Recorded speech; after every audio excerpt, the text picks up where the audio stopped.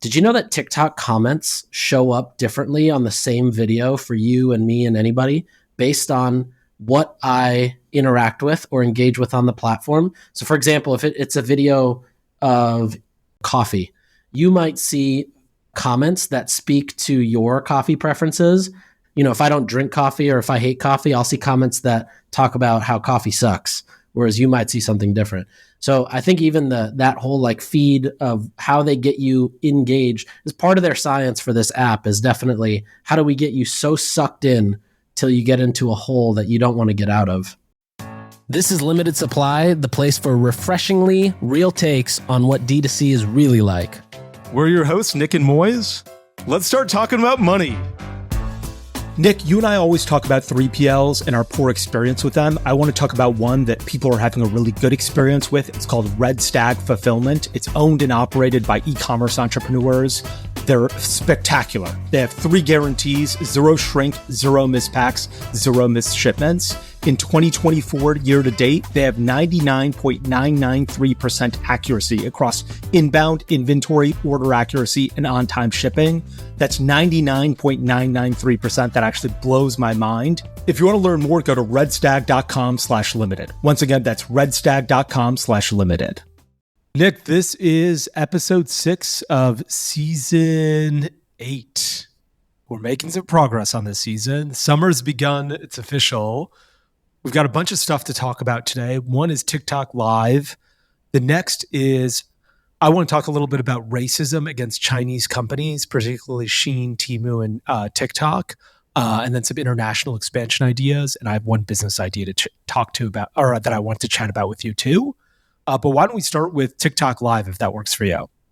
Yeah, absolutely. So this came from something of just being a consumer on TikTok. So a few months ago, TikTok Shop really stormed the feeds. You'd open TikTok and, it used to be you would open TikTok, Amazon or something like that would buy the full entire first video you see, or basically the full screen.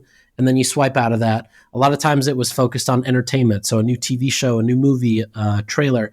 And it was felt like a very native format for more traditional commercials to play within TikTok. It's like right as you open, and then you get to your content. Now it's like you open the app, you see a normal TikTok first, and then immediately you're met with live streams and TikTok shopping TikToks and sponsored ads almost immediately. Out of maybe the first 10 swipes, 6 of them are either a product, TikTok product that's being sold, or a sponsored ad. So that was one interesting thing. And that actually drove me personally to stop using the app so much. I switched over to Shorts because I found that there's no ads there, at least right now. And it's just content. It knows what I like on YouTube anyways. Then more recently, getting back on TikTok, all I see are live streams that are just pushing individual products. And it's very weird, what works. I spoke to an agency that does TikTok Shop as a service. And basically what they said is products between $15 and $35 are essentially the entire market of TikTok Shop. That is where people go to shop. Those are the AOVs that actually convert. Then you open lives, and it's like the entire live stream is a camera pointed at Mary Ruth organic product. Or this past weekend, it was just Memorial Day weekend, Liquid IV launched a popsicle flake collab with Liquid IV. It's like the camera is entirely pointed at a bag of Liquid IV. It's got 4,000 concurrent live viewers. I don't know how much they're selling, but you click on the bag for Liquid IV of a product that just came out. It sold 26,000 through TikTok Shop. The sugar-free version has, I think, sold like a quarter of that. And it's been fascinating to me that for years, live commerce has tried to break in to this market, really with no success. And all of a sudden now, it's completely gone to the other side, which is it's not even like somebody who's talking to the camera and doing a QVC style live stream and then showing the product and selling it. It's literally just focused on the product the entire time. You don't even see anybody. And there's somebody in the back just talking kind of as a voiceover, answering questions. Have you seen this style of TikToks or live streams, or am I on a weird side of TikTok? I'm not sure what's on your TikTok, but very, very little of that. I would say that I'm surprised to hear that that's. I guess I'm surprised about a few things. I didn't understand the format you're talking about, but let's start with making that clear for everyone. The format you're saying is a camera pointed at a product with somebody speaking about the product, no people in the shot, just a voiceover of the like product benefits. Is that correct? Exactly. First, I wonder why. Like, do people hurt performance now? Is it better to not have people, or is it just easier? You're just like, look, I'm a guy sitting in Pakistan and I can sell Liquid IV or whatever other product I want, and I don't need to hire somebody. I can just talk myself. I wonder why that's the case. I think it's a combination of both. Part of it, it's like, it's so much easier. I mean, you could wake up, not even shower, turn the live stream on, and just point the camera and talk. Why do you think Liquid IV would do this? Like, Liquid IV is a huge business. Like, they're running a TikTok shop where there's just it seems so like they're trying to build a brand. They are a brand. They're trying to build that brand much larger. And all of a sudden they're like, you know what we're willing to do is just point a camera at stick a Liquid IV and have some guy talk about its benefits. It seems a little not on brand for those larger organizations. The one commonality between the brands that are doing this, so 4 companies come to mind that I kind of always see. One is Halara, which we talked about previously, Liquid IV, Mary Ruth's, and the other one, which we've also talked about, is Guru Nanda. And basically all 4 of these are brands that have crazy amounts of brand awareness, and they're all in that AOV sweet spot. And they're all things that are fairly easy to show before and after, or problem solution, or sort of address a problem that people have. But they don't show before and afters. It's just a product shot. It's just a product shot. But you can kind of speak to that. I think the other thing that's interesting is I don't think it's Liquid IV that's going out and saying, all right, guys, this weekend, we need to really maximize. Like, I don't know that somebody at Liquid IV is saying that this is what they want to do. I think a lot of it was like, hey, let's put this bid up for an affiliate commission we can offer and a potential discount.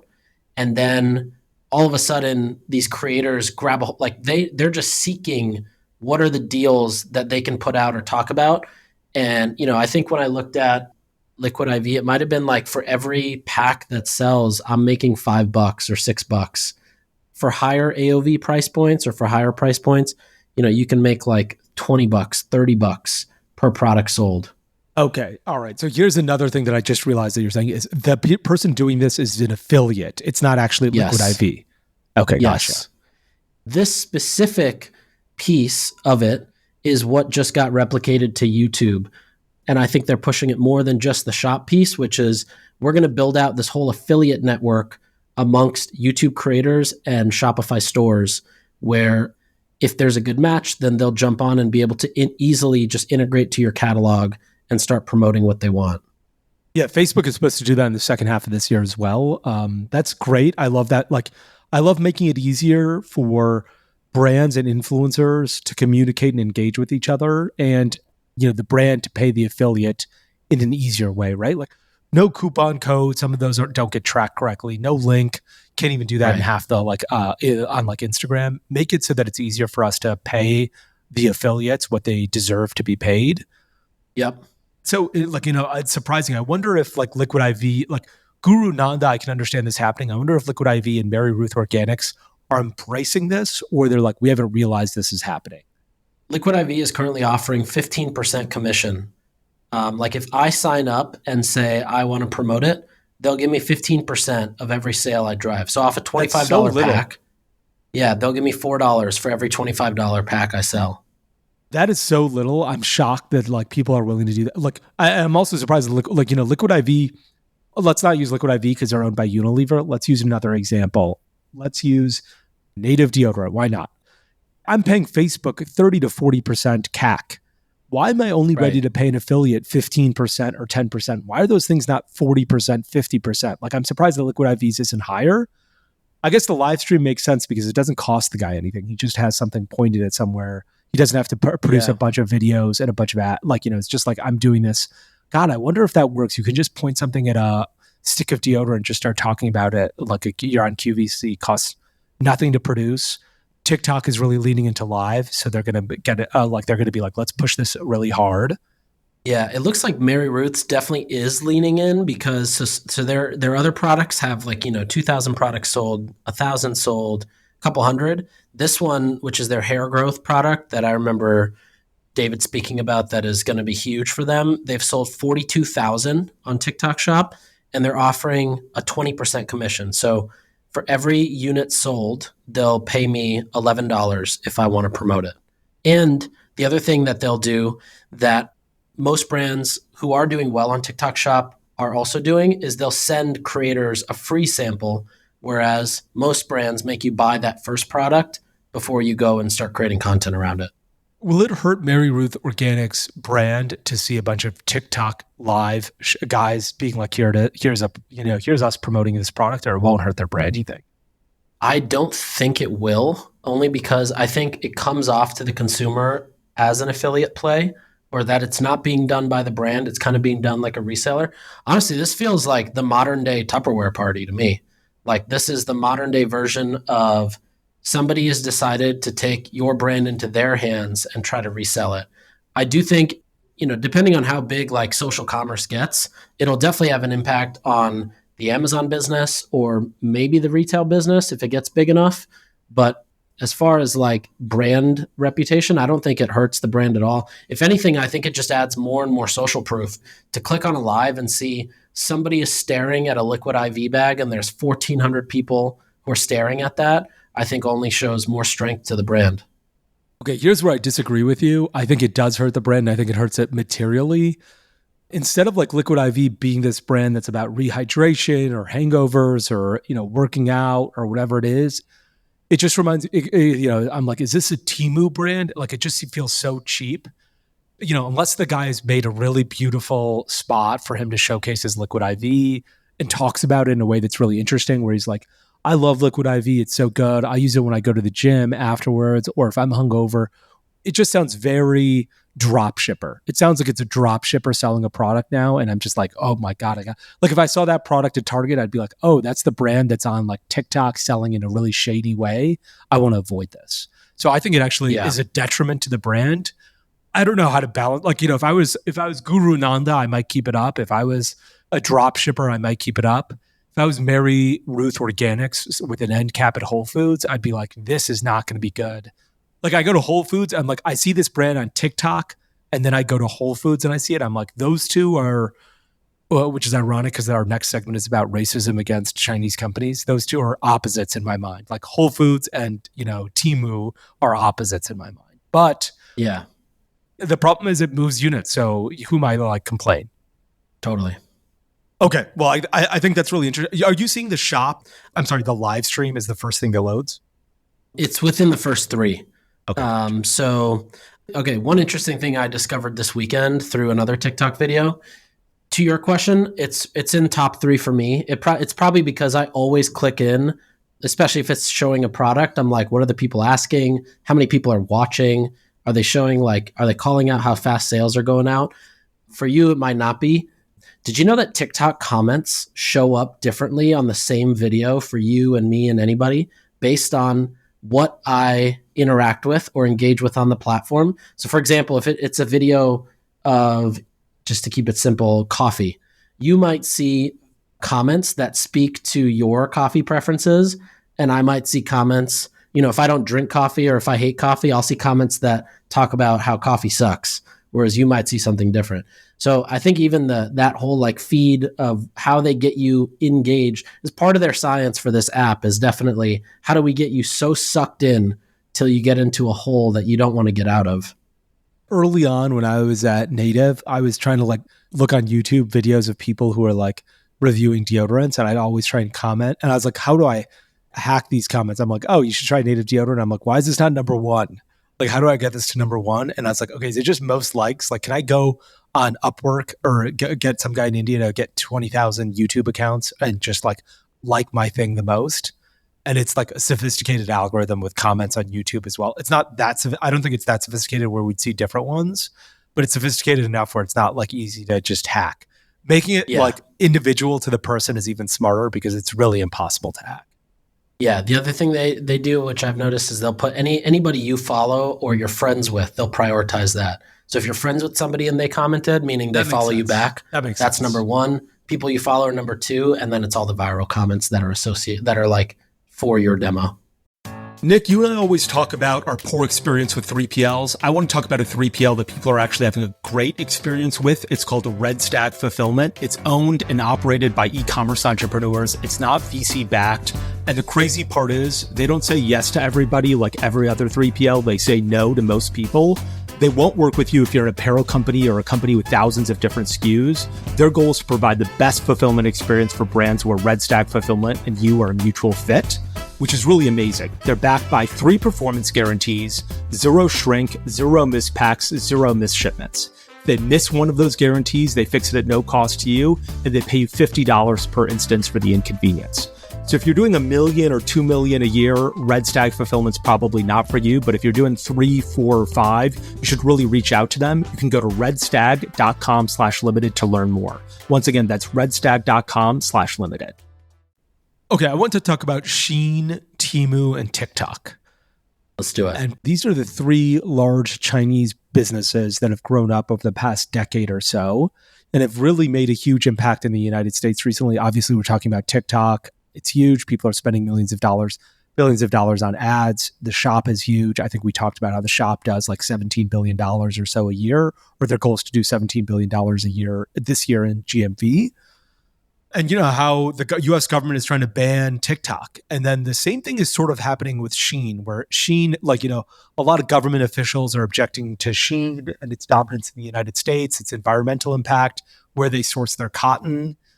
I wonder how you think about it, because I guess I'm trying to understand, is this something that the US should be doing or not doing? And is this racism against Chinese companies? Like Shein, I was reading this article about the Shein chairman, okay?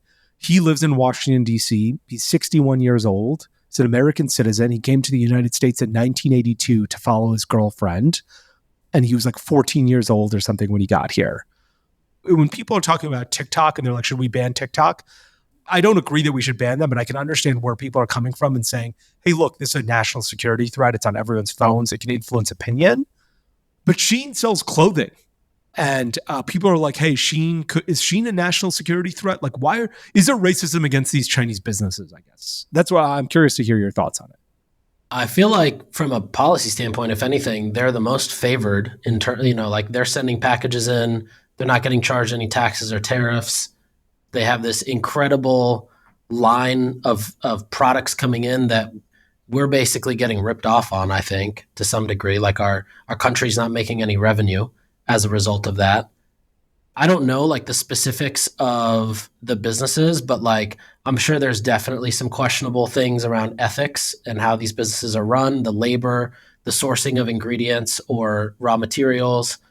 There's no way that they can have this much revenue with margin and do this profitably at the prices they sell without doing something wrong, is my opinion. But that said, the inverse effects that Temu, for example, has brought just by flooding the market with advertising, also just competing with other companies here that are trying to sell products. I'm always a fan of like favoring American companies or American-made brands, products, etc. But I don't know the full details of what the government's trying to do to stop Shein or Temu. I mean, it does get complicated into a lot of policy, and like I respect that it should be a policy debate. It just feels like I'll give you an example. The Shein one is about cotton and where they source their cotton. Like, does their cotton come from this area where they prosecute or persecute Muslims in China? And they're like, cotton from this, like they basically do terrible things to these people and they make them get cotton. And so the United States is like, we don't want any products that source their cotton from there. I understand there's a very valid policy debate about, that sorts of thing, that cotton and how terrible it is and human rights violations. That I get. It just seems like anytime we see a big Chinese company now, we're like national security, national security, national security in a way that I'm not sure makes sense to me. Let's get into Nike. Does Nike source any of the cotton from that province? Does anybody else? I'd be shocked. So this article is basically like they tested the cotton from Shein clothing, and about 2% of their cotton comes from this area where you're not supposed to get cotton. Industry standard is 15%. 15% of cotton gets sourced from this. And it's really hard, right? Because like, imagine if you're like buying a raw ingredient like cotton.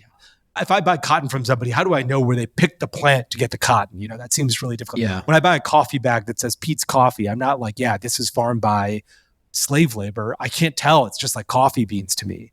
Right. So I think there is a valid policy debate. It just feels like to me we're going after big Chinese companies because big Chinese companies are starting to do really well in the United States and are figuring out how to market. Like, how about Amazon? Half of Amazon sellers are Chinese businesses selling their products on Amazon and making like a pretty crappy version of something. We seem to be okay with that because there's an Amazon label at the front and it's an American company and not a Chinese company. I don't know. I guess I was curious to hear your feelings towards that and whether it was like clear to everybody or maybe I'm just getting that feeling.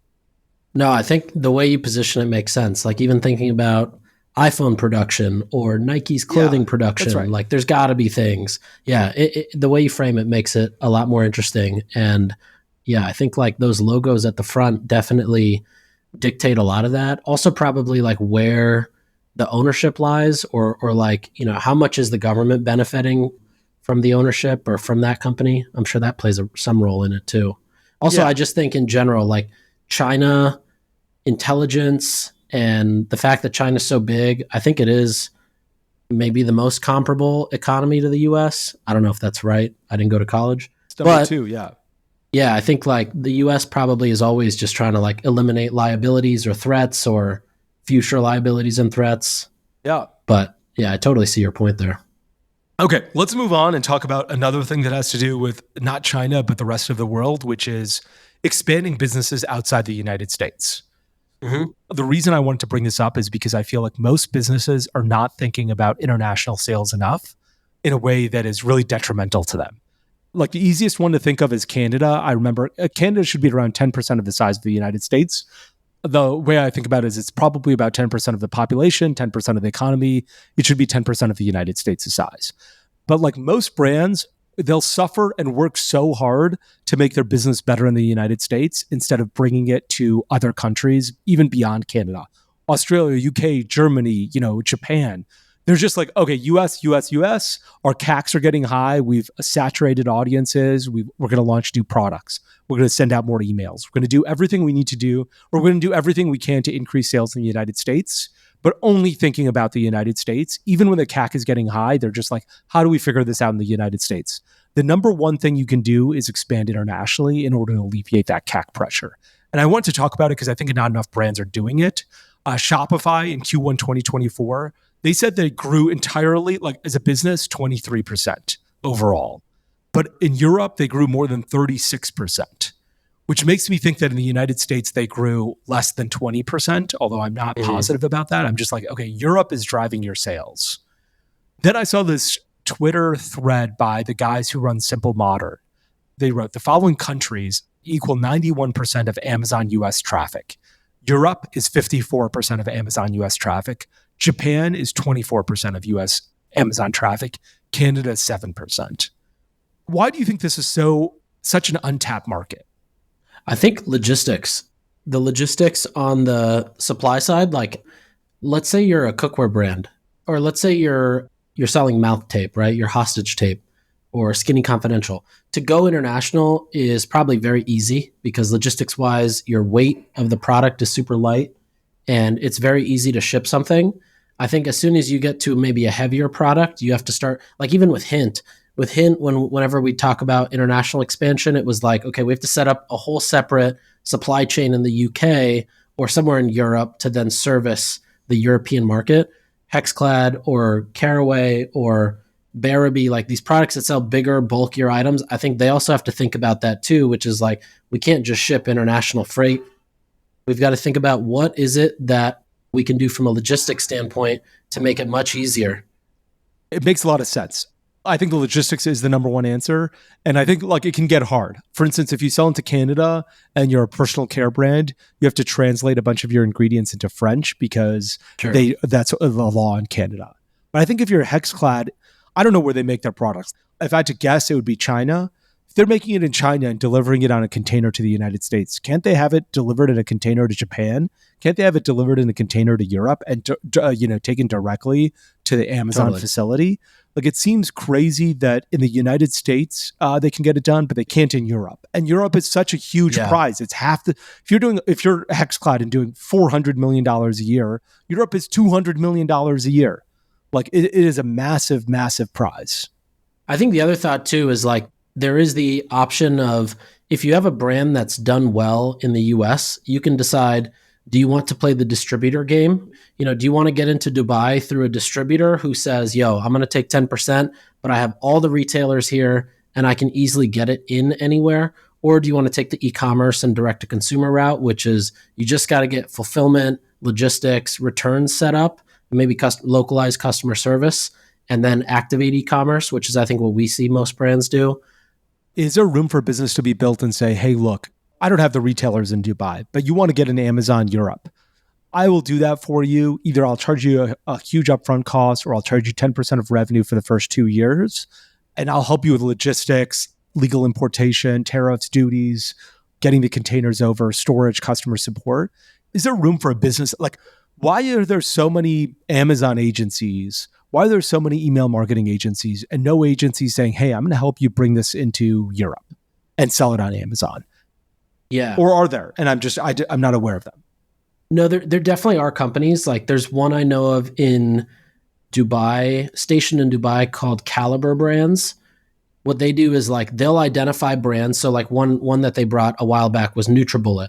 They'll bring that to Dubai and understand the sell-through and then try to figure out, okay, do we continue blasting this? Or in their case, they ended up also developing a couple of brands alongside what they saw working well. So they created NutriCook, which was an air fryer business that they launched themselves after seeing the success of NutriBullet and other air fryers being successful.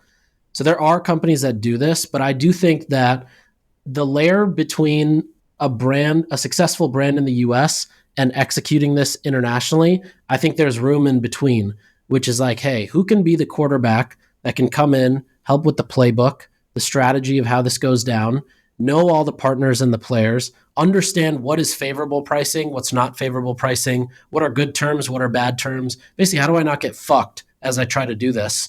And I think that could be a service that people offer, because there are the companies that do it. There's also companies that help you facilitate cross-border commerce or shipping internationally, but there's no one in the middle between somebody who knows how to run a brand in the US and somebody international who says, you're either, this is a really good deal, or you're getting fucked, and this is how I would change it so that it protects you as a business. I think that's the opportunity.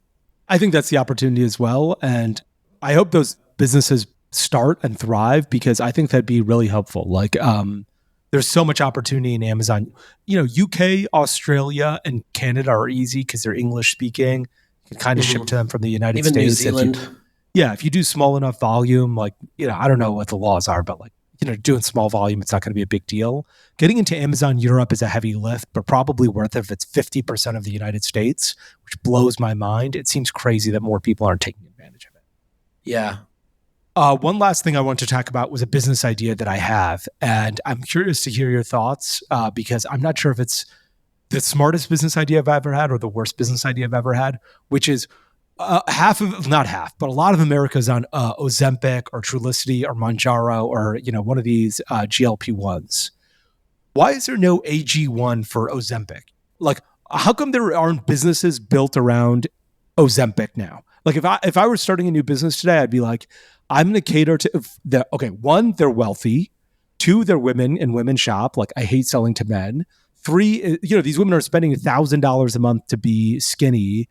Or like, look, a lot of them are spending it to like, for diabetes, and I have all the respect in the world. And if you're doing it to lose weight, that's okay too.